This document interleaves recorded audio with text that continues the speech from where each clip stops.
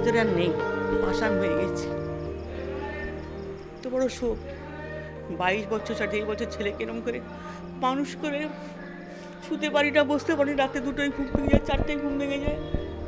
ছেলে পরে দাঁড়িয়ে আছে, খোলাপচল গেটে খুলবো, মা তালাটা খোলো, এদিক ওদিক তাকাই, আমার বেটা নেই, সবাই তো আজ আমার ছেলে নেই, পাগল হয়ে যায়।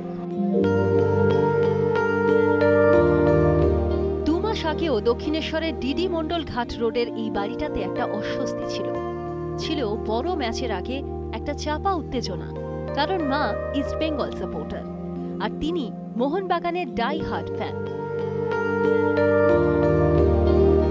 আসলে বাবার হাত ধরেই মোহনবাগানকে চিনেছিল সৌম্য, তাই ময়দান থেকে শিলিগুড়ি ছুটে যাওয়া প্রিয় ক্লাবের খেলা দেখার জন্য।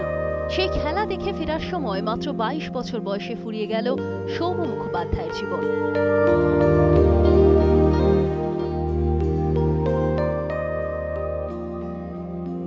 আজ ছবিতে জড়িয়ে তার স্মৃতি, সব আছে, শুধু সৌম্য নেই। একটা খাঁখা ভাব দক্ষিণেশ্বরের মুখোপাধ্যায়দের বাড়িতে।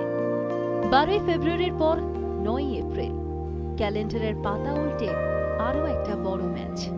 সৌম্য নেই, কিন্তু টিভি খুলবেন বাবা বিমান মুখোপাধ্যায়, খেলা দেখবেন ছেলে স্মৃতি ভুলতে। মোহনবাগান ক্লাব তো আমার ছেলের মৃত্যুর জন্য দায়ী নয়,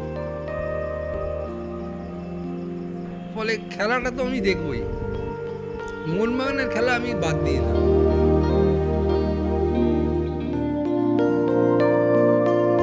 তেরোই ফেব্রুয়ারি ডার্বি দেখে ফেরার পথে দুর্ঘটনায় প্রাণ হারান সৌম্য মুখোপাধ্যায়।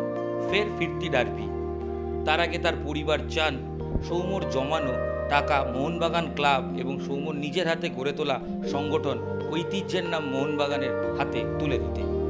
ক্যামেরায় সুমন বসুর সাথে Elon Roy Barman, ETV news Bangla.